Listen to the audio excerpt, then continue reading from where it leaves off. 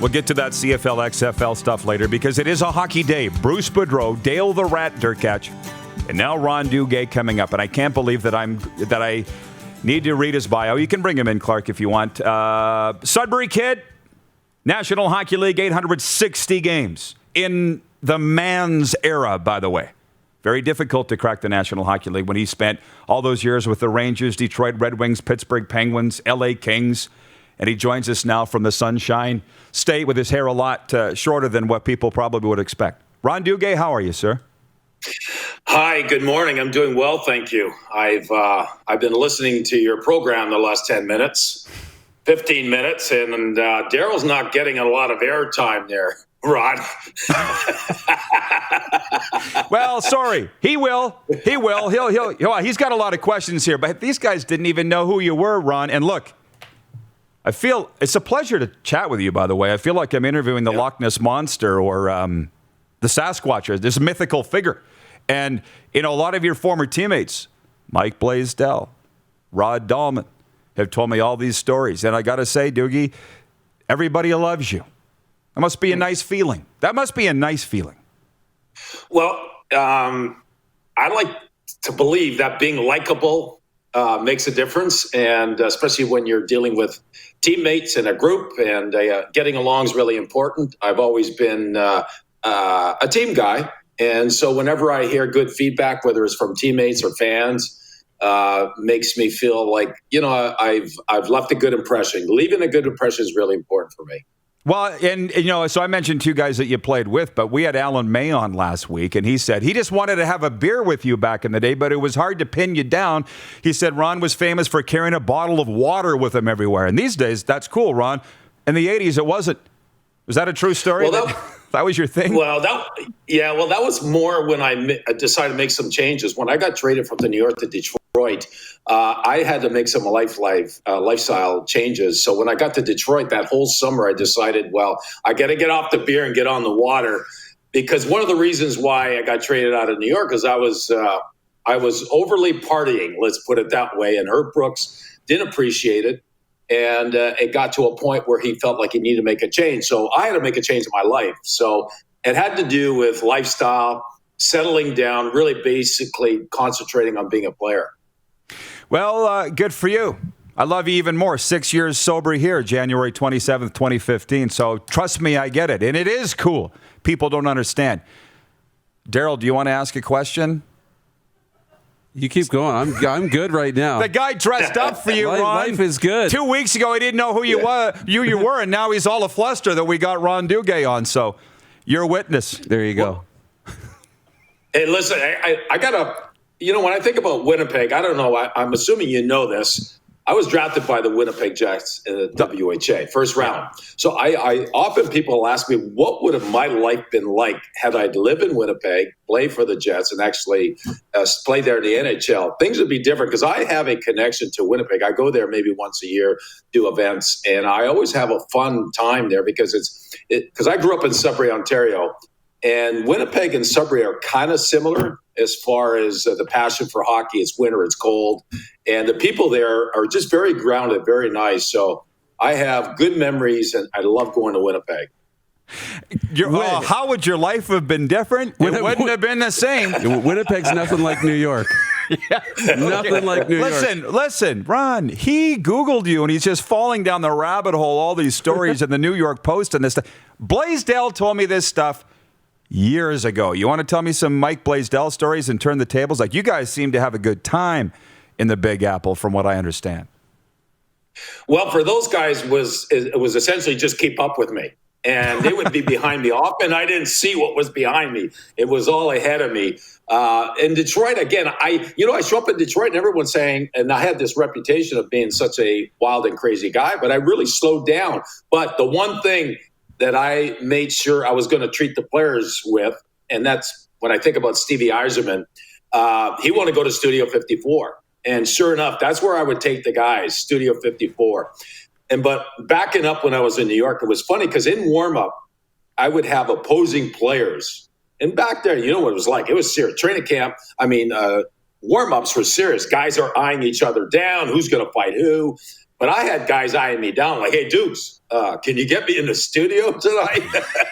and so I kind of made friends that way. And I think certain players backed off because they knew that I had the hall pass into getting to the studio. That's outstanding. And the one thing, this had to feel good too. If you read it in the New York Post, they said Ron Duguay is one of the few Rangers greats that transcends multiple generations, that the fans of today love you just as much as the fans of the 70s and the 80s. And I've never heard anybody described that way as a icon of a fan base. That must feel good. Yeah, and I think what happened is that I was brought back in. I recycled myself back into the Ranger world because I did television. So I worked for MSG for 12 seasons. I got to do that. And when you're back on TV, I was the face and the voice of the New York Rangers, did that for 12 years. So it kind of, what happens is that you have the men and the women in their 40s, 50s, and 60s having witnessed myself back in the 70s, which it was a very exciting time. You know, I'm flying around. I got the big Bon Jovi hair, and I'm a big guy. I got some speed. I'm noticeable on the ice. And of course, you know, they would hear about me in page 6 of the New York Post, which that's who I work for now, which is funny. And so, you know how stories grow bigger and bigger with every year? I think these men have talked down who I am to their kids and grandkids and the mothers and the grandmothers. So now I end up on TV and they would say, you know what? I remember this guy when this and this, he dated so-and-so and he was just a really fun guy to watch. So I'm a big believer. If you're going to be a hockey player, you got to understand. If you're playing the NHL, you understand there's an entertainment side to this. And be noticeable on the ice, regardless of what you're going to do. And those are the guys that I get attracted to watching in the NHL, which there are not that many anymore, unless you're a Connor McDavid. But there's not as much entertainment value on the ice because they've changed the type of players they're playing in the game. So to be talked about now as I was back then, it makes me feel like, you know, I didn't score as many goals as I would have liked to. I didn't win Stanley Cups, but my goodness, I left there where people they appreciated who I was. So I continue to do that. I don't work for MSG anymore, but I work for the New York Post. I work with Larry Brooks, and every week we do a show. We talk about the Rangers. So I'm still in the mix. And I love being part of something that's special. Yeah, I know. But, you know, you wouldn't have lasted as long as you did or had those friendships if you weren't a humble guy. And I don't think the stories grew because Blazer and I only spent 1 year together with the Regina Pats, but he told me the stories about the limo parked in the back of the MSG and how you'd send somebody out to see if that limo was there. And if it was, you'd go out the other door. And I'm not going to go any further. You know exactly what I'm talking about. But a lot of comments coming in. Yeah, exactly. From Slapshot Sweethearts podcast. Girls are watching. They're in Washington, D.C. and L.A. Great stuff, Ron. We would love to sit down and chat with you. They're part of this Belly Up network. There's a lot. John Ohm in Winnipeg. I love Ron Duguay. I got to ask you this, and then I'll turn it over to the viewers. My last question. Better city to play in, L.A. or New York? As a King or a Ranger? Oh, it's by far New York. I mean, LA is so spread out. LA was a different kind of monster. I got there. I'm a married man with kids, but I get there with Wayne Gretzky. So if you could just imagine the attention he brought to hockey in LA and all the celebrities that wanted to be part of something that was special. So I got to meet just about everyone that I hadn't met in New York already, but I got to meet a lot of different celebrities. And everywhere we went, whether it was in LA or regardless where we played, it was such an attraction. It was an event. So it brought the best out of me. But that was me as more of an outsider because Gretz got all the attention. In New York, it was so much about me. And New York is New York. It's small or smaller. And once you make it in New York, as they say, you can make it anywhere. Well, once I felt like I made it there, all the doors opened for me. I mean, the big door opened at Studio 54, but I had access to just about anything. I met so many interesting people. And the one person that I ended up meeting at Studio was Andy Warhol. And Andy was introduced to me through Rod Gilbert. Rod was a good friend. And so once I met Andy, I met everyone. And so Andy put me on the cover of his magazine Interview, and from there I end up meeting Eliza Minnelli, Elizabeth Taylor, you name it. I just met everyone. Steven Spielberg even had dinner with me one time because he was wanting to know if I was capable of acting, and that's when he was doing the movie Raiders of the Lost Ark.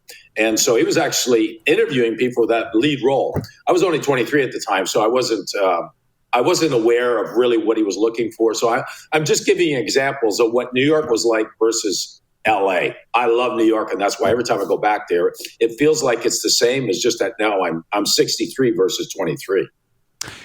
Wayne Gretzky was on the Days of Our Lives. Like, how were you as an actor, though? Did you ever figure it out? Do you have a, what do you call it? IMDb? Yeah. Yeah, Ryan's Hope. I did Ryan's Hope. Did you? How was it? Yeah. Well, they limit what you're going to say and what you're going to do, right? Because they're not quite sure. And so I was able to pull it off. And then from that, I knew Alan Thicke. Alan Thicke put me in Hope and Gloria. I had that sitcom, Hope and Gloria. And I was in 9102. Is that what it is? 90210. Yeah. 90210. That's how old that thing is. And so with Cam Neely, so I've done some stuff. I didn't pursue it. I should have, but by then I was married and kids and happy. I was living in California, and I guess it wasn't important enough for me. Thinking back now, I would love to have tried or give it a little more of a shot because I love movies. I love entertainment. You're an entertaining guy. Absolutely. I remember 90210 because every time I'm traveling in the States and I got to fill out your zip code, I say 90210 because I can't remember any other one, and they accept it. But from the viewers here, Kyle Hall from the Broadway Hat Podcast, he's watching in New York right now. He says, love seeing two Broadway Hat Podcasts guests together. Ask Ron his thoughts on what the Rangers will do leading up to the trade deadline. Well, I think it's going to depend where they're at, whether they have a shot at making the playoffs, if they need to add a player. And if that's the case, that would potentially be a centerman. That's where they lack their weakness. I don't think Zibanejad's been a good centerman, but he's struggling this year. So potentially, if they're like 4 to 6 points out of the playoff spot, they try to add something, and that could be the best player available. Their youth looks really good, so they don't want to mess too much with their younger players. There's Eichel in Buffalo that I don't think he's going to be available by then, but all the talk is he may be available for the Rangers. Taylor Hall may be available because they're a mess in Buffalo. So I don't know. I think they haven't made too many moves recently, so I think they're going to stick with what they have unless they feel they can make the playoffs. Thank you for the answer. And just lastly, before I let you go, there is a lot of heat on Alexis Lafreniere, Canadian kid, number 1 overall. How do you feel he's played in his rookie season? Well, I don't want to overthink it, overjudge him. You got to consider the fact that he didn't have any training camp. Training camp for a young man, really important. He didn't have no feel for the game, for the pace of the game, because there is such a difference now with major, junior playing the NHL, because the pace of the NHL is so fast, and the structure of the NHL is a little more difficult than it is major, junior. So you don't have the time and space. So this kid, he's getting a lot of ice time. He's getting quality ice time because coach believes in him. He wants to develop him. So his hockey IQ is very high. He makes good decisions with the puck. His issue is, and I believe this could change as he gets older, he needs to get a little stronger lower body. He doesn't have Connor McDavid type of speed. He doesn't have that explosive speed. So when you're very talented and you have explosive speed, you can do a lot of the stuff that you were capable of doing at major junior. But because he doesn't have that, he looks more ordinary. I was expecting a little more out of him, but I'm seeing that he's a very smart player, makes good decisions, and he's got good hands, and it's probably just going to take a little longer to develop. Ron, rapid fire. We only got a couple minutes left. You know TV. I don't want to disappoint these viewers. They get a lot of questions. So if you don't mind, can we fire them at you fast? Where is it? Who will be a bigger star? This is from Ryan in Albany, New York. In the metro market, Matt Barzal, Jack Hughes, or Alexis Lafreniere? Barzal. What do you think of Libor Hayek, the former Saskatoon Blades defenseman on the Rangers blue line? He to me, I wasn't sure at the beginning, but now he's looking a lot more confident. So he looks like he's a confident kid, which goes a long way in developing into being a good player. So I think he's going to be a regular for the New York Rangers. From Jamie, Ron, any dental tips? Those pearly whites look fantastic. Well, thank you. I spent $35,000. They're brand new. Well, you got your money's worth. Yes. Ron, listen, we'll let you go. Can we do it again? Can we welcome you as our Rangers insider from time to time? This has been fantastic, and we just started, it feels like. Yeah, no, absolutely. In fact, there's a couple things I wanted to chat with you about because you're such a hockey guy. Because with Daryl Sutter coming in, what does this mean to the league? Because we're bringing old school back. I mean, can you imagine if Mike Keenan came back? Right? If he'd have come back by now. Daryl's changed a little. He's mellowed a little. But you know what? You're right, Ron. But the question is, does Babcock come back? How many of those old school guys do come back? Like Daryl. Right. Daryl still treats his players with respect. Well, he does. But it's more the physical aspect of the game, playing with more passion. I want to see more passion on the ice. And if you're going to do that, sometimes you have to get different types of players. And the other thing I'd want to discuss with you, what happened to these hardcore, tough Canadian hockey players that end up playing in the NHL? I'm not seeing a whole lot of them anymore. It's all these good skill players. But what happened to the guys that come in and they can score goals, but my goodness, tough to play against? Ron, is Canada not making any more? They've been banned from the game. Have you watched a junior game lately? You can't fight. They barely hit. And last night there was some fights in the Flames game, and I'm like, this is hockey, but we're not teaching the kids that you can't hit until midget now, right, Derek?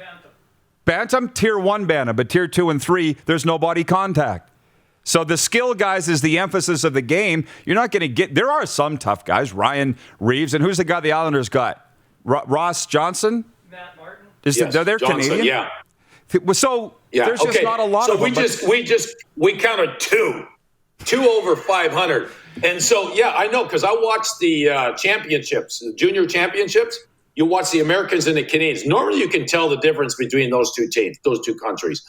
You're watching, it was all the same. Canadians and American players all looked the same. So I thought I'd ask you that. Yeah, lots to talk about when it comes to hockey. We can do this again. I love it. Let's do it. All right, Dukes, thanks. We'll let you go get to your tennis, and I appreciate you fitting us in today.